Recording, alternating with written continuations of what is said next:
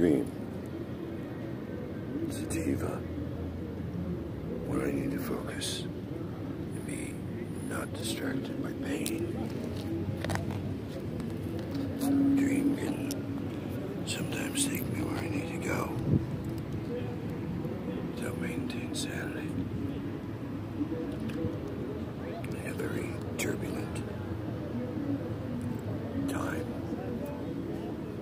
in a very volatile, fragile time, where he pushes the wrong button. Could take everybody right to Kingdom Come and Beyond. In the Akashic Records, this is extinction number 7. For those angels who have been helping save fallen angels. For those working on Operation Jackass, the Operation Green Light Project, with Concerts for World Peace. Are you inspiring others around you to do the same? Are you walking your walk? Today, in fact, this whole weekend, from Thursday night into Friday morning, up until now, has been one of the most bizarre, mystical, magical, tragic, joyful, painful,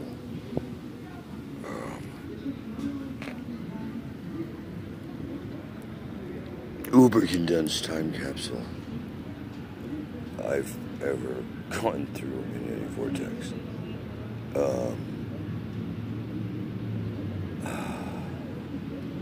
The things I would like to share are too complicated at this moment to lay out without a lot of higher end definitions that just, unfortunately, cannot be revealed right now. Everything in its time and every purpose under all the heavens. No matter who your God is, whether it's one you were self-taught, taught, or otherwise,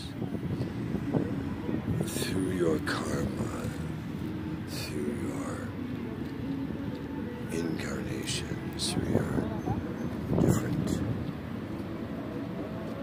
iterations of life, past, present, and beyond, that you have or have not realized. Hopefully you've realized one thing. You do have the right to change your mind. It's your mind. Unless, of course, you're under the control of others or bad medication, in which case, good luck, Chuck. When you're starting with impairments and other maskings and things that are sometimes helpful and other things that are very harmful, depending on what the chemicals are that are used in the treatments, it can alter a person permanently with the wrong dosages. They don't talk about that. It can send people backwards. They don't talk about that. It can cause sudden death. It can cause obesity. It can cause stupidity. It can cause so many things they don't talk to you about. They won't talk to you about because you're sheeple and they don't need you. The genocide plan is in full motion, and unless you've been invited, like I have and others in the Illuminati, to join them for the final send-off of over 8 billion people, I personally have rejected the offer. I detest the vileness of the whole concept. But the Georgia Guidestones, which obviously was thought about long before it was erected in the 80s, because they laid out this plan and then had it interpreted to 12 languages and carved in granite. It was erected in the 80s, so it probably started in the 50s or before, especially since 4 of the languages weren't current to the times they were being transcribed, nor are they allegedly current to today. I would agree with Sanskrit. I would agree with ancient Greek. I would agree with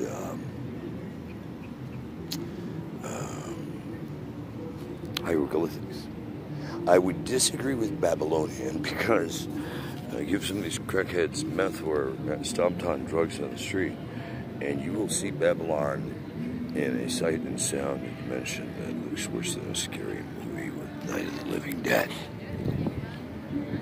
The things I have witnessed in my lifetime, in traveling the world on humanitarian missions for the State Department, for the White House, on behalf of foreign governments or whatever. As a federal contractor with humanitarian diplomatic status, you do a lot of things that most people would only imagine in a movie. 007, Jason Bourne.